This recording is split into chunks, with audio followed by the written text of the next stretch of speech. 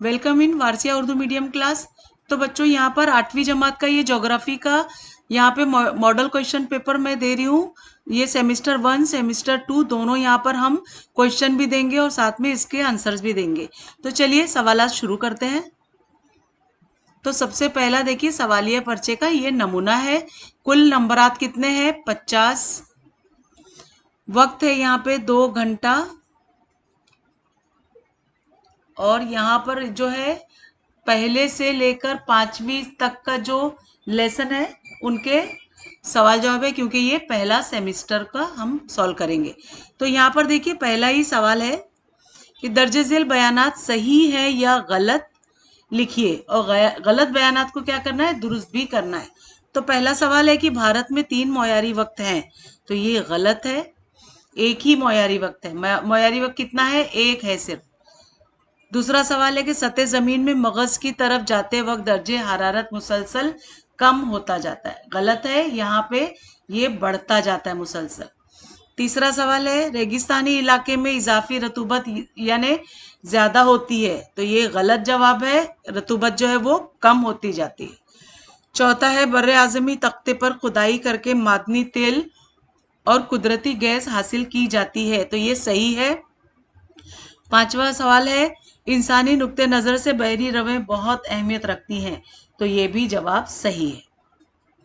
अगला हम देखेंगे सही मुतबादल के सामने चौकोन में साइन का निशान लगाइए। तो पहला सवाल है कि वस्ती खोल और कशरे अर्ज दोनों में कौन सा आंसर पाया जाता है? तो यहाँ मैग्नीशियम पाया जाता है। ये बे का सवाल जो है वो सही है। दूसरे में देखेंगे बर्रे आजमी ढलान किस नौयत की होती है? तो यहाँ पर जवाब जो है ये जीम का जवाब सही है, तेज। ठीक है। अब तीसरे में जहां गर्म और सर्द रवें यकजा हो जाती हैं, इस इलाके में जेल में से कौन सी चीजें वजूद में आती हैं? तो यहाँ जवाब दाल है, और ये गहरी धुंध, यहाँ पे मैंने निशान लगा दिया है। अगला सवाल है यहाँ पर जेल के हर सवाल का जवाब एक जुमले में लिखिए। कोई भी 4 आपको करना है। देखिए यहाँ पे कोई 4 ही सिर्फ आपको सॉल्व करना है, लेकिन मैंने यहाँ पर पूरे 6 के जवाब दिए हैं। तो पहला सवाल है दुनिया में ज्यादा से ज्यादा कितने मुकामी वक्त हो सकते हैं? तो जवाब है कि दुनिया में ज्यादा से ज्यादा 360 मुकामी वक्त हो सकते हैं। दूसरा सवाल है बर्रे आजमों की तश्कील किस तय से हुई होगी? तो जवाब है यहाँ पे बर्रे आजमों की तश्कील सियाल तय से हुई होगी। तीसरा सवाल है समंदरी मैदान किसे कहते हैं? तो जवाब है बर्रे आजमी ढलवान के बाद समंदरी फर्श का फैला हुआ हमवार हिस्सा समंदरी मैदान कहलाता है। चौथा सवाल है यहाँ पे कौन कौन सी किस्म के बादलों से बारिश होती है? तो जवाब है यहाँ पे निम्बोट्रेस्टस और कम्ब्यूलोनमस जो बादल हैं उनसे बारिश होती है। पांचवा सवाल है समंदर का पानी किन अवामिल की वजह से मुतहरिक होता है? तो जवाब है सियाराती हवाओं की वजह से समंदर का पानी मुतहरिक होता है। छठा सवाल बुखारात को समोने की सलाहियत से क्या मुराद है? तो जवाब है यहाँ पर बर्रे आजमी तख्ते के आगे समंदरी फर्श का तंग और तेज ढलान वाला हिस्सा जो है वो बर्रे आजमी ढलान कहलाता है। तो यहाँ बच्चों आपको करना सिर्फ 4 था, लेकिन हमने 6 के जवाब दिए। तो चलिए बे में हम देखेंगे दर्ज झेल बयानात की जुग्राफियाई वजूहात लिखिए। कोई 3 आपको करना, कोई 3 है, लेकिन मैंने यहाँ चारों के जवाब दिए हैं। तो चलिए देखते हैं। पहला है ग्रीनिच का मुकामी वक्त बैनुल अक़वामी मयारी वक्त माना जाता है। तो जवाब है जिसका पहला पॉइंट बैनुल अक़वामी मयारी वक्त का तयीन 0 डिग्री तुलुल बलद के हवाले से किया गया है। पॉइंट 2 इंग्लिस्तान के शहर ग्रीनिच के करीब से 0 डिग्री तुलुल बलद गुजरता है। दुनिया के मुख्तलिफ ममालिक की मुआमलात में मुताबिकत लाने के लिए ग्रीनिच के मुकामी वक्त को बैनुल अक़वामी मयारी वक्त तस्लीम किया गया है। अगला सवाल है यहाँ पर दूसरा वस्ती खोल जलजले और आतिश फिशा का मरकज है। इसका जुग्राफियाई वजूहात देना है वस्ती खोल। अब यहाँ पे जवाब का पहला पॉइंट है कि वस्ती खोल बाला वस्ती खोल में तकरीबन 100 किलोमीटर से 200 किलोमीटर तक जबरदस्त हरारत की वजह से चट्टानें पिघलती हैं और वहां चट्टानी सयाल मादा तैयार होता है। पॉइंट 2, जबरदस्त हरारत और दबाव की वजह से वस्ती खोल में अंदरूनी हरकत यानी तवानाई की लहरें पैदा होती हैं। तवानाई की इन लहरों की उमूदी सिमत में बहाव की वजह से कशरे अर्ज में शगाफ बढ़ जाता है और इनके नतीजे में सतह जमीन पर जलजले आते हैं और आतिशफिशा फटते हैं। इस तरह वस्ती खोल जलजले और आतिशफिशा का मरकज है। अगला सवाल हम देखेंगे यहाँ पे तीसरा, क्यूमुलस बादल और क्यूमुलोनिम्बस बादल में तब्दील हो जाते हैं। तो ऐसा क्यों होता है? यहाँ जवाब का पहला पॉइंट है, क्यूमुलस सतह जमीन से 500 से 600 मीटर बुलंदी के दरमियान उमूदी वसत के बादल होते हैं। पॉइंट 2, बाज औकात इन बादलों की उमूदी वसत बढ़ जाती है और वो क्यूमुलोनिम्बस बादल में तब्दील हो जाते हैं। अब अगला सवाल हम देखेंगे, यहाँ पर आखिरी आपको करना 3 ही है, लेकिन यहाँ पे हमने 4 सवालों के जवाब दिए हैं। चौथा है, इंसानों के जरिए समंदरों में फेंकी गई गैर जरूरी अशिया माहौल की आलूदगी के लिए मजरू होती हैं। तो ये जवाब हम यहाँ पर देखेंगे। ये वाला जवाब का पहला पॉइंट है कि इंसानों की फेंकी हुई बेकार अशिया की वजह से समंदरी पानी की आलूदगी में इजाफा होता है। पॉइंट 2, समंदरी पानी की आलूदगी बाज आबी जानदारों और समंदरी नबातात की तबाही का सबब बनती है। इसी तरह इंसानों की फेंकी हुई बेकार अशिया माहौलियात के नुक्ते नज़र से मोहल्लिक होती है। अब अगला सवाल यहाँ पर हम देखेंगे, हमें यहाँ पे दर्जे झेल सवालों के मुख्तसर जवाब लिखने हैं। यहाँ पर आपको कोई 4 ही करना है, लेकिन हमने 5 के जवाब दिए हैं। तो पहला है, कशरे अर्ज के कौन से 2 हिस्से हैं जिनकी दर्जे बंदी की बुनियाद किया है? अब यहाँ पे जवाब का पहला पॉइंट है कि बर्रे आज़मी गिलाफ और बहरे आज़मी गिलाफ कशरे अर्ज के 2 हिस्से हैं। दूसरा पॉइंट है, खुश्की और पानी कशरे अर्ज की दर्जेबंदी की बुनियादें हैं। तीसरा है, कशरे अर्ज की जिस मुकाम पर वसी खुश्की का इलाका यानी बर्रे आज़म है वो हिस्सा बर्रे आज़मी गिलाफ कहलाता है। चौथा, कशरे अर्ज के जिस मुकाम पर वसी बहरे आज़म है वो हिस्सा बहरे आज़मी गिलाफ कहलाता है। अगला सवाल है बच्चों यहाँ दूसरा, किसी इलाके का मोयारी वक्त किस तरह तय किया जाता है? तो यहाँ पे देखिए जवाब का पहला पॉइंट है कि जिन मुल्कों या इलाकों के तुलुल बलदी वुसअत ज्यादा हो वहाँ मुल्क भर में रोजमर्रा के मामलात में यकसानियत और मुताबिकत रखने के लिए मुल्क के मरकजी मुकाम से गुजरने वाले तुलुल बलद के मुकामी वक्त को उस मुल्क का मोयारी वक्त तस्लीम किया जाता है। दूसरा पॉइंट है, किसी मुल्क या इलाके की इंतहाई मशरकी तुलुल बलद और इंतहाई मगरिबी तुलुल बलद के मुकामी वक्त में तकरीबन 2 घंटे या उससे कम फर्क हो तो इस मुल्क के इलाके में आम तौर पर एक मोयारी वक्त तस्लीम किया जाता है। तीसरा पॉइंट है कि किसी मुल्क यानी इलाके के इंतहाई मशरकी तुलुल बलद और इंतहाई तुलुल बलद। अब यहाँ पे अगला सवाल है, यहाँ पे तीसरा, समंदरी रसूब किसे कहते हैं? तो ये जवाब है हमारा यहाँ पे, समंदरी रसूब किसे कहते हैं? समंदरी रसूब समंदरी इज्तिमा की एक किस्म है।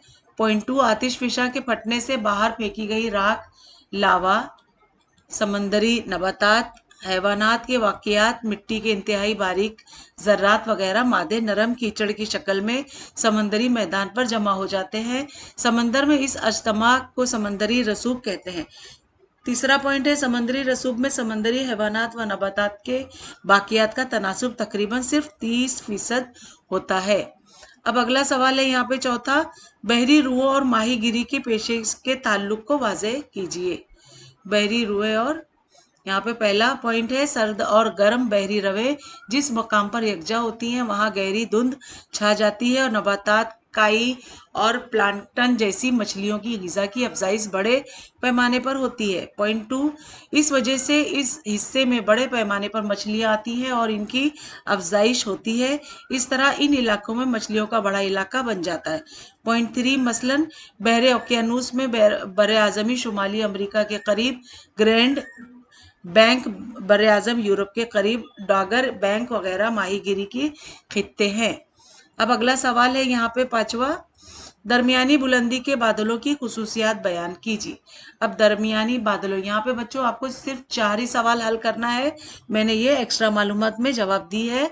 तो दरमियानी बुलंदी के बादलों की खुसूसियात बताना है हमें। तो यहाँ पे है कि औसत बुलंदी वाले बादल यानी दरमियानी बुलंदी वाले बादल, जिन बादलों की ऊंचाई 2000 से 7000 मीटर के दरमियान होती है उन्हें औसत यानी दरमियानी बुलंदी वाले बादल कहते हैं। अल्टो अल्टोट्रेस्ट्रस और अल्टोक्यूमुलस औसत बुलंदी वाले बादल हैं। अब अगला सवाल है, यहाँ पे दर्जे झेल सवाल हल करिए। मुंबई में मुकामी वक्त के लिहाज से दोपहर के 3 बज रहे हों तो उस वक्त कोलकाता की मुकामी वक्त में क्या होगा?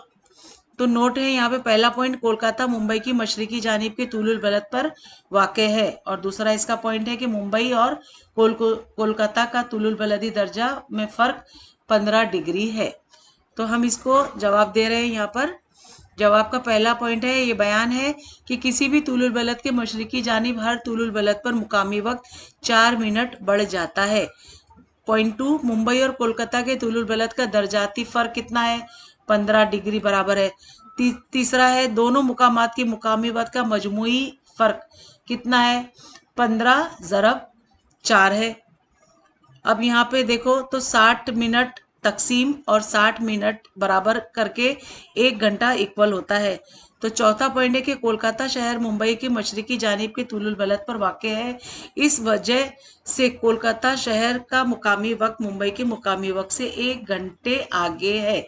इस वजह से मुंबई में मुकामी वक्त के लिहाज से दोपहर के 3 बजे हों तो उस वक्त कोलकाता में मुकामी वक्त दोपहर के 4 बजे यानी 1 घंटे आगे होंगे। अब अगला सवाल है, यहाँ पर मालूमात लिखिए। पहली मालूमात हमें देना है भारत का मोयारी वक्त। तो ये देखिए, जवाब का पहला पॉइंट है कि अंदरूनी, यहाँ पे देखिए पहला कौन सा है? भारत का मोयारी वक्त। तो हम भारत के मोयारी वक्त को पहले देखेंगे।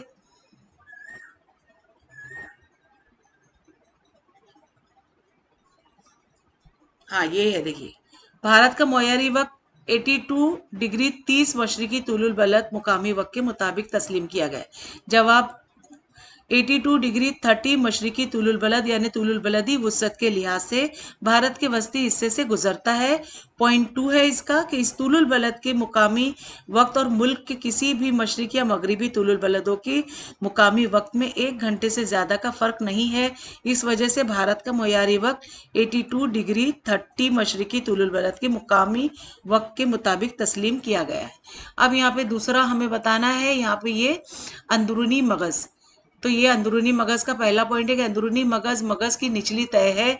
ये हिस्सा बैरूनी मगज़ के नीचे ज़मीन के मरकज़ी नुक्ते तक है। दूसरा पॉइंट है, सतह ज़मीन से तकरीबन 5150 किलोमीटर से 6371 किलोमीटर की गहराई में अंदरूनी मगज़ वाक़ है। अंदरूनी मगज़ ठोस शक्ल का है। इसकी कसाफत तकरीबन 13.3 ग्राम मकब सम है।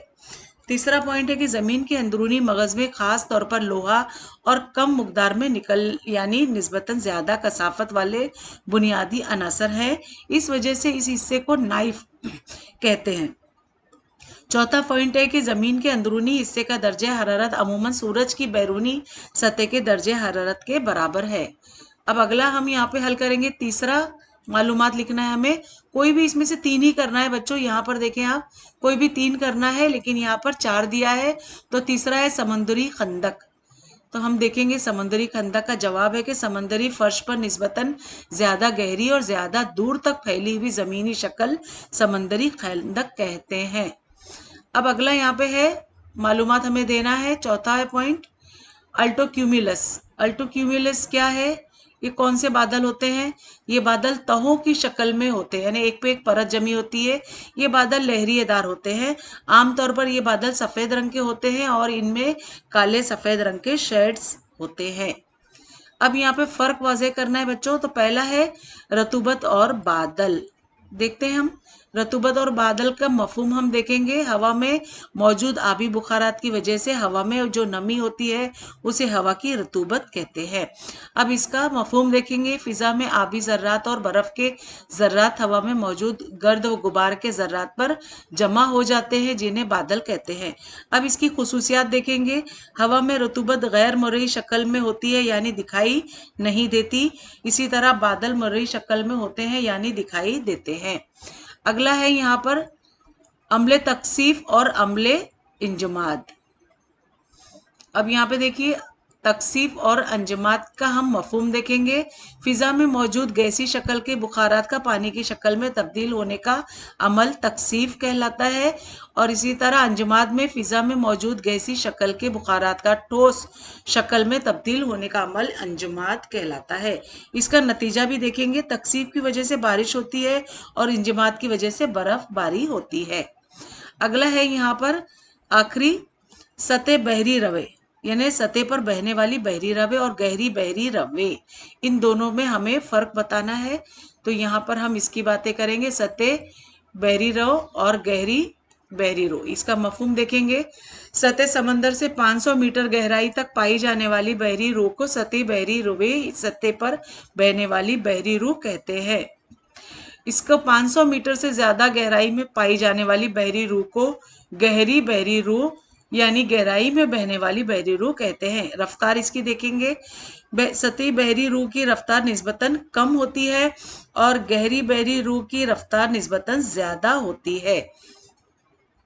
अब अगला सवाल है यहाँ पे दर्जे झेल सवालों के मुफस्सिल जवाब लिखिए। कोई दो ही करना है हमें। तो पहला है यहाँ पर ज्यादा तुलुल बलदी वसअत वाले मुल्क में मुख्तलिफ मकामात पर एक मोयारी वक्त की बजाय एक से जायद मुकामात वक्त इस्तेमाल करें तो कौन सी परेशानी का सामना होगा।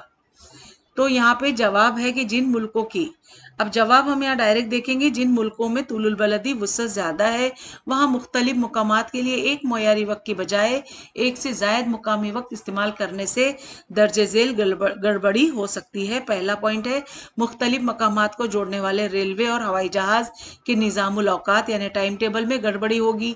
दूसरा पॉइंट है कि मुख्तलिफ मकामात के स्कूलों, कॉलेजों, बैंकों, लाइब्रेरियों वगैरह के कामकाज में मुताबिकत पैदा करने में दुश्वारी पेश आएगी। इसी तरह तीसरा पॉइंट है कि मुल्क के मुख्तलिफ मकामात पर जाते वक्त वहां के मुकामी वक्त के मुताबिक अपनी घड़ी में मुसलसल वक्त तब्दील करना पड़ेगा। अब यहाँ पे दूसरा सवाल है कि जमीन का अंदरूनी हिस्सा कैसा होगा, इसके बारे में 10 या 12 जुमले लिखिए। तो हम यहाँ पर दे रहे हैं आपको जवाब है। पहला पॉइंट, जमीन का अंदरूनी हिस्सा खूब गर्म होगा। दूसरा पॉइंट है जमीन के अंदरूनी हिस्से के ऊपरी तह में बड़ी बड़ी चट्टानें होंगी। और तीसरा है बहुत ज्यादा दर्जे हरारत की वजह से जमीन के अंदरून में चट्टानें पिघलती होंगी जिसके नतीजे में वहां चट्टान का सियाल मादा तैयार होता होगा। चौथा पॉइंट है कि जमीन के अंदरूनी हिस्से पर जबरदस्त दबाव होगा। पांचवा है पॉइंट, जबरदस्त दबाव और हरारत की वजह से जमीन के अंदरून में बड़े पैमाने पर तवानाई यानी बिजली पैदा होती होगी। छठा पॉइंट है जमीन के अंदरून में तवानाई की लहरों की शक्ल में हर तरफ बहती होगी। सातवां पॉइंट, जमीन के अंदरून में तवानाई की लहरों की बहने की वजह से बर्रे आजमी प्लेटों में हरकत होती होगी। आठवां पॉइंट है कि जमीन के अंदरून में कुव्वत कशिश की कदर तेजी से कम हो जाती होगी। नवा पॉइंट है कि जमीन के अंदरून का हिस्सा कुछ माए हालत और कुछ ठोस हालत में और कुछ नीम सियाल हालत में होगा। 10वां पॉइंट है कि जमीन के मरकज में से सबसे ज्यादा दर्जे हरारत होगा। 11 पॉइंट है कि जमीन के अंदरून में मुक्तानेसी यानी मकनातीसी लहरें बहती होंगी। और 12वां पॉइंट है कि जमीन के अंदरून में सिलिका, एल्यूमिनियम, मैग्नीशियम, लोहा, निकल वगैरह मादनियात बड़े पैमाने पर पाए जाएंगे। अब अगला सवाल है यहाँ पर तीसरा। बच्चों यहाँ पे आपको सिर्फ 2 ही करना है, मैं यहाँ पे 3 का जवाब दे रही हूँ। तो तीसरा है रतूबत का इंसानी जिंदगी पर होने वाला असर वाज़ेह कीजिए। अब ये देखिए, रतूबत का इंसानी जिंदगी पर असर होने वाले, तो रतूबत का तनासुब ज्यादा होने पर पसीना आता है। पसीने का तनासुब बढ़ जाने से इंसान थकान महसूस करता है। इसका रोजमर्रा के कामों पर खराब असर पड़ता है। पॉइंट 2, रतूबत का तनासुब कम हो तो फिजा फरत बख्श होती है। इस वजह से रोजमर्रा के कामकाज पर अच्छा असर पड़ता है। तीसरा पॉइंट है रतूबत का तनासुब ज्यादा हो तो सुखाने के लिए डाले हुए कपड़े देर में सूखते हैं। घर में अनाज, खाने पीने की अशिया के जल्द खराब होने का इम्कान भी कम होता है। अब यहाँ पर बच्चों मैंने जो आपको ये पहला जो सेमेस्टर का पेपर मैंने आपको दिया, ये 2018-19 का बना हुआ पेपर है। और 2 साल जो कोविड में कोई नए पेपर नहीं बने हैं तो आप अगर इसको अच्छे से कर लेते हैं तो इंशाल्लाह शायद सेम ही सवाल के जवाब आपके लिए भी बने जो आपके लिए फ़ायदेमंद हो, तो इसको ज़रूर इस्तेफादा करें। तो चलिए हम दूसरा सेमिस्टर भी यहाँ पे करेंगे।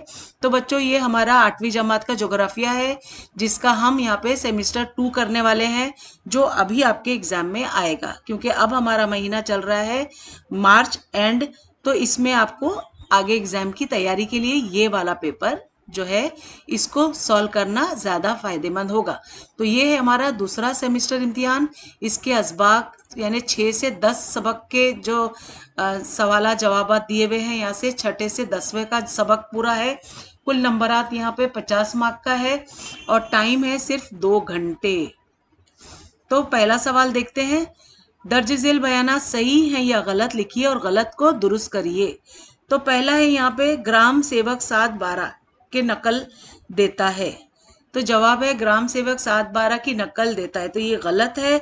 सही बयान है तलाठी 7/12 की नकल देता है। अगला सवाल है यहाँ पे 2, खत्ती पैमाने को तरसीमी पैमाना भी कहते हैं। तो खत्ती पैमाने को तरसीमी पैमाना भी कहते हैं, तो ये सही जवाब है। अगला सवाल है यहाँ पर तीसरा, मरकजी तिजारती इलाके में कारखाने होते हैं। तो यहाँ पे जवाब गलत है और सही है, मरकजी तिजारती इलाके में दुकानें, बैंक और दफातर वगैरह होते हैं। अगला सवाल है यहाँ पर चौथा, जिस इलाके से आबादी की नकल मकानी होती है उस इलाके की नफरी कुव्वत पर गलत असर पड़ता है। तो ये है, देखिए, जिन इलाकों से आबादी की नकल मकानी होती है उन इलाकों पर नुकसानदेह असर पड़ता है, तो ये जवाब सही है। तो ये सही जवाब। अब हमारा आखिरी सवाल है यहाँ पे, भारत एक सनती मुल्क है। तो यहाँ पर जवाब है गलत, भारत जो है वो एक जर्री मुल्क है। अगला सवाल है यहाँ पे, चौकोन में दिए हुए जो मुतबादल हैं उनको सही का निशान लगाइए। तो पहला सवाल है, जेल के किस पैमाने का नक्शा छोटे पैमाने का नक्शा होगा। तो यहाँ पे अलीफ का जवाब सही है, 1 और यहाँ पे बराबर 100। तो ये वाले को मैंने देखिए अलीफ को निशान लगा दिया है। दूसरे में, जेल की किस उम्र के गिरोह की आबादी का शुमार काम करने वाली आबादी में होता है। तो यहाँ पर ये हमने दाल को निशान लगाया है, 15 से 59 साल के जो लोग होते हैं वो काम करने वाली उम्र में शुमार किए जाते हैं। तीसरा सवाल है, जेल का कौन सा शहर भारत का मंसूबाबंद शहर है। तो यहाँ जीम का जवाब सही है, चंडीगढ़। अगला सवाल यहाँ पे, जेल के हर सवाल का जवाब एक जुमले में जवाब दीजिए। तो यहाँ पर बच्चों सिर्फ आपको कोई 4 ही इसमें से करना है, जबकि यहाँ पे 6 सवाल आते हैं और हमने 6 के जवाब दिए। तो पहला देख लेते हैं, अरसे हयात से क्या मुराद है। तो अरसे हयात से जवाब है, किसी इलाके में फर्द की पैदाइश के वक्त मुतवक्किया जिंदगी और औसत हद को अरसे हयात कहते हैं। दूसरा सवाल है, चिरागाह किसे कहते हैं। चरागाह, तो ये जवाब है, गांव के पंचायत या सरकारी मलकियत की जो जमीन चरने के लिए, यानी जो जानवरों को खाने के लिए हम चरने के लिए ले जाते हैं उस इस्तेमाल की जाती है, उसे चरागाह कहते हैं। अब यहाँ पर अगला सवाल 3 है, अददी पैमाना किसे कहते हैं। अददी पैमाना, जवाब है, नक्शे में जो पैमाना तनासुब की शक्ल में दिखाया जाता है उसे अददी पैमाना कहते हैं।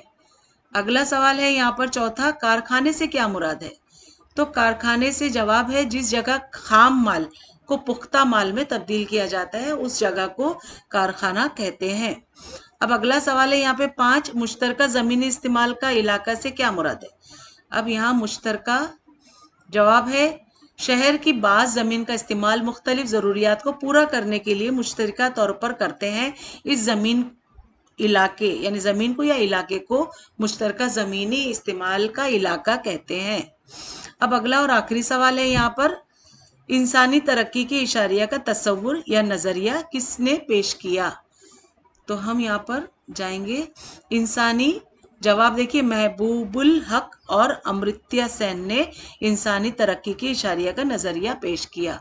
अब यहाँ पे बे में हम देखेंगे, दर्ज झेल बयानात की जुग्राफियाई वजूहात देना है। तो बच्चों आपको सिर्फ कोई 3 ही करना है, पर यहाँ 4 सवाल हैं तो हम चारों के जवाब देंगे। पहला है, आबादी एक अहम वसीला है। आबादी एक अहम वसीला। जवाब पॉइंट, किसी भी मुल्क की मुआशी, समाजी और तहजीबी तरक्की का इन्हिसार उस मुल्क की आबादी और मजमूई मयार पर होता है। पॉइंट 2, किसी भी मुल्क की आबादी तनासुब से ज़्यादा हो और आबादी में खूबियां कम हो तो ऐसे मुल्क की तरक्की की रफ्तार सुस्त होती है। पॉइंट 3, किसी भी मुल्क में आबादी काफ़ी हो और आबादी का मयार बुलंद हो तो ऐसे मुल्क की तरक्की की रफ्तार तेज़ होती है। इस तरह आबादी एक अहम वसीला है। अगला सवाल है यहाँ पर 2, शहरी इलाके में अवामी सहूलियात का इलाका अशद ज़रूरी है। शहरी इलाकों में, अब यहाँ जवाब का पहला पॉइंट है, लोगों की मुख्तलिफ ज़रूरियात पूरी करने के लिए हुकूमत मुख्तलिफ सहूलियात फराहम करती है। इन खिदमात की फराहमी के लिए इस्तेमाल की जाने वाली शहरी ज़मीन इलाके को अवामी खिदमात का इलाका कहते हैं। पॉइंट 2, यहाँ पर देखेंगे डाक खाने, पुलिस स्टेशन, पुलिस ग्राउंड, सरकारी स्कूलें, सरकारी कॉलेज, सरकारी यूनिवर्सिटियां, सरकारी दवाखाने वगैरह फराहम करने के लिए इस्तेमाल की जाने वाली ज़मीन का अवामी खिदमात के लिए इलाके ज़मरे यानी ज़मरे में शुमार होता है।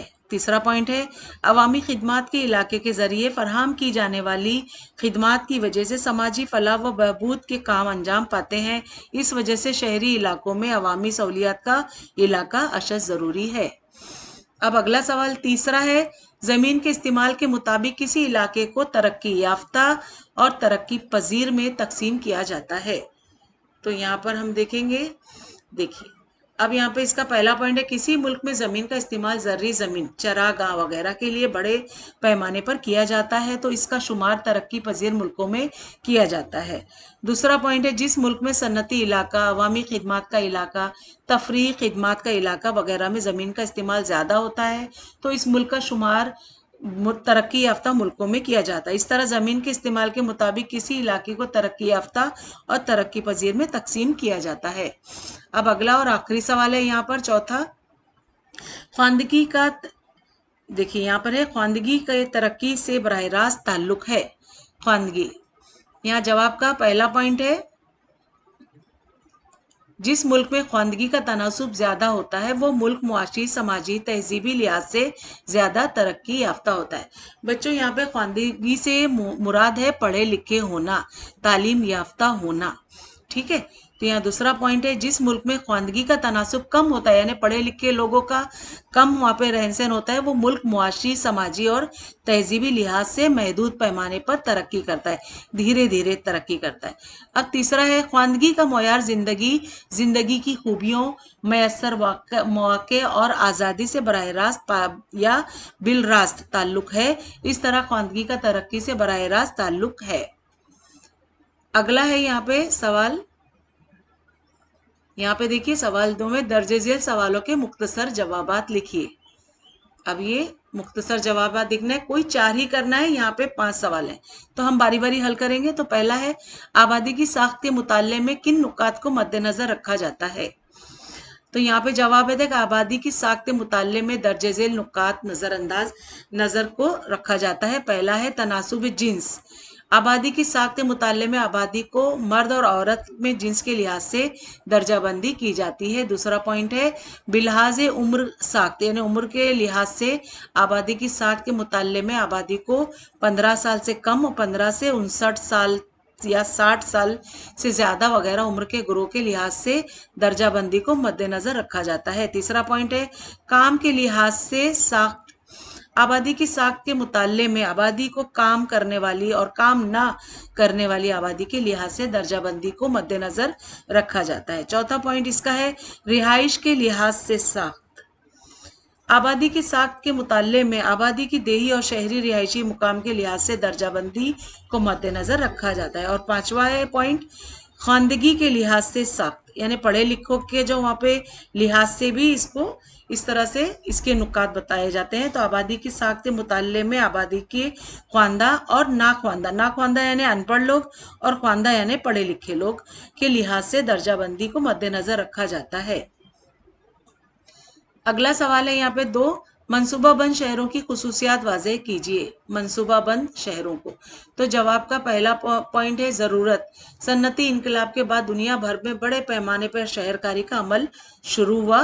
.2 शहरकारी की वजह से आबादी बड़े पैमाने पर शहरों में मुंतकिल हो गई। तीसरा है इसके नतीजे में गैर मंसूबाबंद शहर और मुख्तलिफ मसाइल पैदा होने लगे। इस वजह से मंसूबाबंद शहर तैयार करने की ज़रूरत महसूस की जाने लगी। अब नोयत क्या है इसकी? पहला पॉइंट है इसका, शहरों के बसने से कब्ल ही शहरी जमीन के इस्तेमाल का खाका तैयार करके उसके मुताबिक जिन शहरों की तरक्की दी गई उन्हें मंसूबाबंद शहर कहते हैं। दूसरा पॉइंट है मंसूबाबंद शहरों में माहौलियाती और समाजी मसाइल निस्बतन कम पाए जाते हैं। अब अगला सवाल है यहाँ पे तीसरा, छोटे पैमाने की सन्नतों के 3 खुसूसियात बयान कीजिए। छोटे पैमाने पे, अब यहाँ पे देखिए जवाब है पहला पॉइंट, छोटी सन्नतों को सरमाया, जगह और मशीनों की निस्बतन कम तनासुब में ज़रूरत होती है। दूसरा पॉइंट है छोटी सन्नतों में निस्बतन कम नफरी कुव्वत की ज़रूरत होती है। तीसरा है छोटी सन्नतों में पैदा होने वाली अशिया के बाजार यानी मंडी में निस्बतन महदूद होते हैं। अगला सवाल है यहाँ पर चौथा, नकल मकानी की अहम किस्में बयान कीजिए। नकल मकानी यानी बच्चों क्या होता है? एक जगह से दूसरी जगह जाकर बसना। नकल मकानी की अहम किस्में बयान कीजिए, तो जवाब है यहाँ पर पहला पॉइंट, अंदरूनी नकल मकानी। तो फर्द का दूसरे इलाके से किसी मखसूस मुकाम पर रहने के लिए आना अंदरूनी नकल मकानी कहलाता है। यानी कहीं से वो हमारे पास आ गए तो उसे आना कहते हैं, ये अंदरूनी होता है। दूसरा पॉइंट, बैरूनी नकल मकानी यानी फर्द का मखसूस इलाके से दूसरे इलाके में रिहाइश के लिए जाना बैरूनी नकल मकानी कहलाता है। तीसरा पॉइंट है कलील मुद्दती नकल मकानी। अब यहाँ पे क्या है, फर्द का एक मुकाम से दूसरे मुकाम पर महदूद अरसे के लिए रिहाइश की गर्ज से जाना यानी कुछ अरसे के लिए जाने के लिए कलील मुद्दती नकल मकानी कहलाता है। मसलन सयाहत, कुदरती आफत, तालीम वगैरह असबाब की वजह से महदूद अरसे के लिए नकल मकानी करना। चौथा पॉइंट है तवील मुद्दती। अब यहाँ मुस्तकिल नोयत की नकल मकानी, फर्द का एक मुकाम से दूसरे मुकाम पर मुस्तकिल रिहाइश के लिए जाना यानी हमेशा के लिए रहने जाना तवील मुद्दती नकल मकानी कहलाता है। मसलन तबादला, कारोबार, शादी, जंग वगैरह असबाब की बिना पर मुस्तकिल तौर पर नकल मकानी करना। अब अगला सवाल है यहाँ पर हमारे पांचवा और आखिरी, सन्नती तरक्की के असरात कौमी तरक्की पर किस तरह पड़ते हैं? अपने अल्फाज में लिखिए। सन्नती तरक्की, यहाँ पर देखिए जवाब का पहला पॉइंट है सन्नती तरक्की की वजह से रोजगार की सतह में इजाफा होता है। पॉइंट 2, मुल्क के लोगों को रोजगार मिलने की वजह से फीकस आमदनी में इजाफा होता है जिसके नतीजे में उनका मयार जिंदगी बुलंद होता है। तीसरा है सन्नती तरक्की की वजह से मुल्क की मजमूई कौमी आमदनी में इजाफा होता है।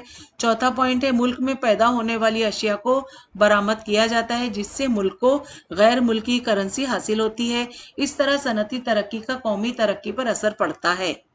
तो अगला सवाल है यहाँ पे बे में हम देखेंगे मालूमात की मदद से सतूनी तरसीम बनाइए।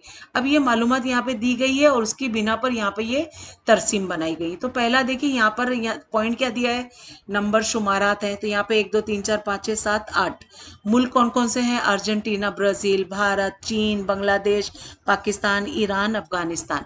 ख्वानदगी का फीसद, यहाँ पढ़े लिखों का जो फीसद है वो यहाँ बताया गया। तो सबसे पहला 98.1 यानी 98.1 सबसे ज्यादा पढ़े लिखों की तादाद में अर्जेंटीना है। ये देखिए 98 का यहाँ पर ये ग्राफ तक इसकी लाइन आ गई है। तो सबसे ज्यादा इनमें सबसे ज्यादा यही पढ़ा लिखा है। दूसरा चीन है दूसरे नंबर पर, चीन। तीसरे नंबर पे हम देखेंगे तो ये है ब्राजील और चौथे नंबर पे हम देखेंगे तो ये है ईरान। पांचवे पे हम देखेंगे तो है भारत हमारा और छठे पे हम देखेंगे तो बांग्लादेश, सातवें पे पाकिस्तान और आठवें और सबसे कम में है अफगानिस्तान। बच्चों होता क्या है, अफगानिस्तान में लोग पढ़ने लिखने में कम माहिर होते हैं, कम पढ़ते लिखते हैं, ज्यादातर यहाँ पे ख्वानदगी की जो तादाद है वो कम से कम है, इसीलिए देखिए ग्राफ भी उसका नीचे नीचे चला गया है। तो ये आप अच्छे से समझ लीजिए, आपको भी इस तरह से पॉइंट दिए जाएंगे तो आपको ग्राफ बनाना पड़ेगा। अगला सवाल है यहाँ पे 4 मालूमात लिखिए, कोई 3 ही आपको करना है जबकि यहाँ पे 4 दिए हैं। तो पहला है उम्र के लिहाज से आबादी की साख्त। अब यहाँ पे देखिए पहला पॉइंट है कि आबादी की उम्र के ग्रोह के लिहाज से तकसीम को उम्र के लिहाज से आबादी की साख्त कहते हैं। पॉइंट 2, बिलहाज उम्र आबादी की साख का मुताला करने से मुल्क में बच्चों, नौजवानों, जवानों और बूढ़ों की तादाद का पता चलता है। तीसरा है बिलहाज उम्र साख का मुताला करें तो मुल्क की मुनहसर आबादी यानी 15 साल के कम उम्र वालों की आबादी और 60 साल से ज़्यादा उम्र वालों की आबादी और काम करने वाली आबादी यानी 15 से 59 साल की उम्र वालों की आबादी का तनासुब समझ में आता है। चौथा पॉइंट है कि बिलहाज उम्र आबादी की साख से हुकूमत को मुख्तलिफ पॉलिसियां तय करने में मदद मिलती हैं। तो अगला है यहाँ पे पॉइंट हम देखेंगे दूसरा, खत्ती पैमाना। खत्ती पैमाना के लिए हमने यहाँ पे पॉइंट यहाँ पे दिया गया है कि नक्शे में जो पैमाना खत की शक्ल में दिखाया जाता है उसे खत्ती पैमाना कहते हैं। मसलन यहाँ पर देखिए आप एक खत बना हुआ है। दूसरा इसका है कि नक्शे में मनहनी खत पर दो नुक्तों के दरमियान फासला नापने के लिए पैमाशी पट्टी दस्तयाब न होने पर कंपास या घास की तीली, सादा लकड़ी इस्तेमाल कर सकते हैं। इसी तरह नक्शे में मनहनी खत पर दो नुक्तों के दरमियान फासला नापने के लिए धागे का इस्तेमाल कर सकते हैं। पांचवा है पॉइंट, असल नक्शे को छोटा या बड़ा करने में लफ्जी पैमाना या अददी पैमाना बदल जाता है, इसीलिए इन कीमतों में तब्दीली नहीं आती। नक्शे का पैमाना खत्ती पैमाने में दिखाया गया हो तो नक्शे की जसामत के लिहाज से खत्ती पैमाना भी बदलता है। अब अगला पॉइंट हमें तीसरा ये करना है, मलकियत का कार्ड। मलकियत का कार्ड से हमें पता करना है। तो जवाब का पहला पॉइंट है कि गैर ज़रूरी ज़मीन के दर्जे शुदा जायदाद की मालूमात देने वाले दस्तावेजात को मलकियत का कार्ड कहते हैं, यानी जो हमारे पास दस्तावेजात होते हैं ना। दूसरा पॉइंट, मलकियत का कार्ड बराह रास्त मुत्तल्लिका ज़मीन पर हक मलकियत का जाहिर करता है। तीसरा है शहरी ज़मीन की पैमाइश करने वाले सरकारी अदारे सिटी सर्वे ऑफिस की जानिब से मलकियत का कार्ड दिया जाता है। चौथा है मलकियत के कार्ड के ज़रिए सिटी सर्वे का नंबर शुमार और यहाँ पर जो है नंबर शुमार, प्लॉट का नंबर शुमार, मुतालिका गैर ज़रूरी ज़मीन पर हक मलकियत, मुतालिका ज़मीन का रकबा यानी उस कितना स्क्वायर फीट है, टैक्स की रकम, इस्तेमाल का हक वगैरह की मालूमात हासिल होती है। अब यहाँ पे अगला पॉइंट है, ये देखिए आखिरी और चौथा, जबकि यहाँ पे कोई तीन ही आपको करना है, हम चार भी दे रहे हैं। भारत में ज़र्रात, देखिए तो इसका पहला पॉइंट है भारत एक ज़र्री मुल्क है। दूसरा पॉइंट, भारत में बड़े पैमाने पर ग़िज़ाई अजनास की फसलें, नकदी फसलें, फल फूल, सब्जी, तरकारी वगैरह मुख्तलिफ किस्मी ज़र्री पैदावार उगाई जाती है। इस वजह से भारत में बड़े पैमाने पर ज़र्रात पर मुनहसर सन्नतों की तरक्की होती है, मसलन ज़र्री पैदावार और उगने पर मुनहसर शक्कर की सनत वगैरह। तीसरा है भारत में ज़राअत और मुनहसर सनतों में दूध के कारोबार, अनाज की प्रोसेसिंग और फलों की प्रोसेसिंग, गुड़ साजी वगैरह का शुमार होता है। चौथा है भारत में ज़राअत और मुनहसर सनतों की वजह से देही इलाकों में मईशत की तरक्की की रफ्तार तेज़ हो गई है। तो ये चारों हो गए यहाँ पर। अब अगला सवाल है यहाँ पे रवा खाका तैयार करिए। तो यहाँ पे बच्चों आपको करना कोई दो ही है, हमने यहाँ पे तीन के सवाल के जवाब हल करेंगे। पहला है आप जो कपड़े इस्तेमाल करते हैं उनका खेत से लेकर आप तक पहुँचने का सफ़र बयान कीजिए। तो कैसे हमारे तक पहुँचता है? खेत से, यानी ज़र्री माल। पहले तो कपास उगाए जाते हैं, यानी जो कापूस का जो खेत होता है उसके फूल से हमें ये कपास मिलता है ना, कापूस। उसको बाद धागे में हम इसको बनाते हैं, धागे में तब्दील करते हैं और आखिर में ये धागा क्या होता है, कपड़ों की बुनाई में इस्तेमाल होता है। इस तरह से हमारे पास खेतों से निकल कर और हम तक पहुंचने तक की ये इस तरह से मशक्कत में पूरा होता है। अगला है यहाँ पर सवाल 2, किसी सन्नत की मकाम का तय करने वाले ज़रूरी अवामल, यानी कोई कारोबार अगर करना है तो उसके यहाँ पर ज़रूरी अवामिल क्या क्या हो सकते हैं। तो यहाँ पे किसी सन्नत के मुकाम का तय करने वाली ज़रूरती अवामिल क्या क्या होंगे? तबी अवामिल होंगे, मुआशी अवामिल होंगे, दीगर अवामिल। तो तबी अवामिल में क्या क्या है? पहला है तबी साख्त, दूसरा है मिट्टी, तीसरा है मादनी दौलत, चौथा है आबेरसानी। मुआशी अवामिल में पहला है ज़र्रात का खाम माल, दूसरा है नकल व अमल, तीसरा है बाजार, चौथा है सरमाया। सही बात है ना। देखिए ज़र्रात और खाम माल जो होते हैं उनको कहीं से लाना ले जाना पड़ता है ना, नकल हमल होती है उसकी, फिर बाजार तक पहुंचता है, उसके बाद सरमाया यानी बेचने वचने का काम आता है। दीगर अवामिल में क्या क्या होता है? पहले नफरी कुव्वत की तादाद, दूसरा है नफरी कुव्वत की खूबियाँ, तीसरा है साइंसी तरक्की और चौथा है तकनीकी तरक्की। तो ये सब इस तरह से हमारा दूसरा सवाल मुकम्मल हुआ। अब अगला सवाल है शहरी ज़मीन का इस्तेमाल और इतलाक। शहरी ज़मीन का, अभी देखिए यहाँ पर हमारा सवाल है शहरी ज़मीन का इस्तेमाल। शहरी इलाकों में आबादी घनी होती है। शहरी इलाके की ज़मीन का दर्ज झेल कामों में इस्तेमाल किया जाता है। जैसे यहाँ नंबर शुमार दे रहा है 1 2 3 4 5 6। यहाँ इकसाम है, काम के अलग अलग इकसाम बताए जा रहे हैं। कारोबारी इलाके हैं तो जिसमें शहर का वो इलाका जो कारोबार के लिए इस्तेमाल किया जाता है, जैसे दफातर, दुकानें, बैंक वगैरह जिसमें शामिल होते हैं। दूसरा है रिहायशी इलाके। अब रिहायशी इलाके में पहला पॉइंट क्या है, रिहायशी इलाके इस्तेमाल की जाने वाली शहरी ज़मीन निस्बतन ज़्यादा बड़ी यानी वसी होती है। तीसरा पॉइंट है यहाँ पे नकल व हमल की सहूलियात की इलाके, जहाँ पे आसानी से नकल हमल इधर से उधर जाया जा सके, खिदमत फराम करने वाले वास्ते इस्तेमाल की जाने वाली शहरी ज़मीन। इसमें सड़कें, रेल के रास्ते, हवाई अड्डे, पेट्रोल पंप, पार्किंग की जगह, गाड़ियों की मरम्मत के मराकज़ वगैरह शामिल हैं। चौथा पॉइंट है अवामी सहूलियात के इलाके। अब अवामी सहूलियात में हुकूमत की जानिब से मुख्तलिफ खिदमात के लिए फराम की गई शहरी ज़मीन। दूसरा है डाक खाने वगैरह, पुलिस स्टेशन, सरकारी स्कूलें और अस्पताल वगैरह। पांचवा है तफरीह खिदमात के इलाके, जहाँ पे हमें मज़ा आता है, हम घूमने फिरने के लिए निकल जाते हैं, उस तफरीह की ज़रूरतें पूरी करने के लिए इस्तेमाल की जाने वाली शहरी ज़मीन। और दूसरा है मैदान, बागात, तैराकी के तालाब, थिएटर वगैरह शामिल है इनमें। छठा पॉइंट है मुश्तरका ज़मीनी इस्तेमाल का इलाका। अब मुख्तलिफ ज़रूरियात को मुश्तरका तौर पर पूरा करने के लिए इस्तेमाल की जाने वाली शहरी ज़मीन।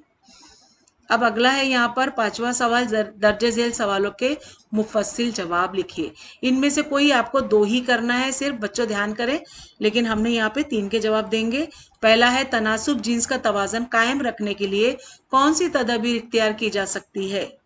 तनासुब जीन्स को, यहाँ जवाब है तनासुब जीन्स को मुतवाज़न रखने के लिए दर्ज झेल तदाबीर की जा सकती है, जिसका पहला पॉइंट है समाज में औरतों के खिलाफ तोहमत परस्ती, रस्म व रिवाज, रिवायात में बुनियादी तब्दीली। अब दूसरा पॉइंट है औरतों की ख्वानदगी में इजाफा यानी पढ़ा लिखे में इजाफा। तीसरा है पैदा होने से पहले बच्चे का कत्ल, जहेज की और औरतों पर मुजालिम वगैरह मसाइल पर सख्त और बरवक्त कानूनी अमल। चौथा है औरतों की रोजगार की सतह में इजाफा। और पांचवा है औरतों की बाइख्तियार बनाने के लिए मुख्तलिफ सरकारी स्कीमों पर अमल दरामद। अगला सवाल है आबादी की तकसीम पर असरअंदाज होने वाले मुवाफिक और नामुवाफिक अवामिल की फहरिस्त बनाइए। तो चलिए हम यहाँ पे देखिए, यहाँ पे आबादी की तकसीम पर असर होने वाले मुवाफिक और आबादी की तकसीम पर असर अंदाज होने वाले नामुवाफिक अवामिल की फहरिस्त यहाँ पे दोनों दी गई है। पहले में हम देखेंगे मुवाफिक के जवाब है आबादी की तकसीम पर असर अंदाज होने वाले मुवाफिक अवामिल की फहरिस्त दर्ज झेल है। पहला पॉइंट है साफ हवा, पानी और सूरज की रोशनी, इन अवामिल की सही तनासुब में फराहमी। दूसरा पॉइंट है हमवार ज़मीनी इलाका। तीसरा पॉइंट है बारिश और दर्जे हरारत का मुनासिब तनासुब।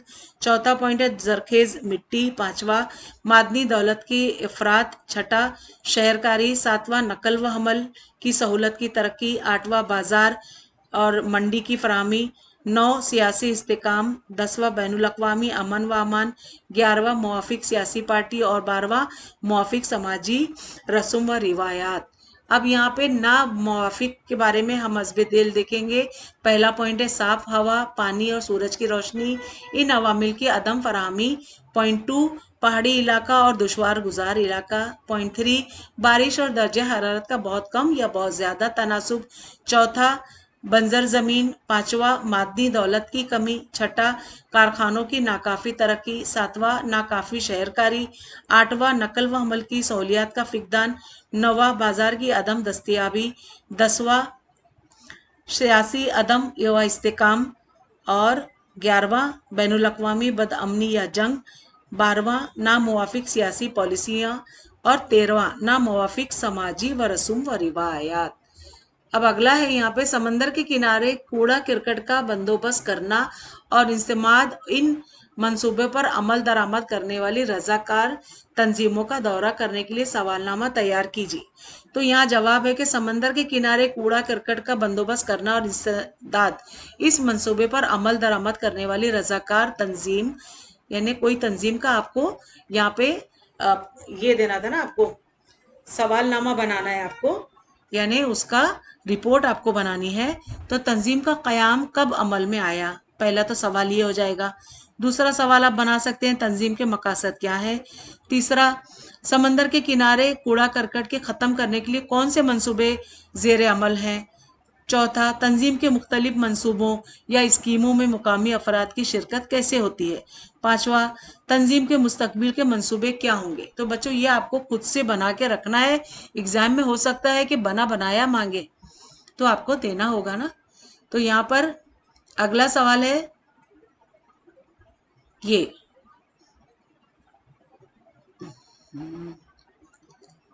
यहाँ पे हमारे ये तीनों सवालात जो हैं मुकम्मल हुए। ये देखिए तीसरा वाला अभी हमने जो पढ़ा, किसी छोटी सन्नत की सैर, तो ये छोटी सन्नत का सैर का ही हमने ये वाला जवाब दिया था, ये वाला समंदर के किनारे वाला। तो बच्चों यहाँ पे हमारे दोनों सेमेस्टर के पर्चों का सवाल के साथ जवाब भी हमने दे दिया। मैं उम्मीद करती हूँ आपको अच्छे लगे होंगे, पसंद आए होंगे और समझ में भी आ गए होंगे। अगर समझ में आ गए, अच्छे लगे, तो प्लीज़ सब्सक्राइब करें मेरे चैनल को, लाइक करिए और ज़्यादा से ज़्यादा अपने उर्दू मीडियम के दोस्तों में ज़रूर शेयर करिए। और कोई भी डाउट्स हो इस सवाल जवाब में तो मुझे कमेंट करके पूछिए, मैं इंशाल्लाह ज़रूर जवाब दूंगी। तो बच्चों मिलते हैं अगली वीडियो में नए लेसन के साथ, तब तक के लिए बाय बाय, टेक केयर।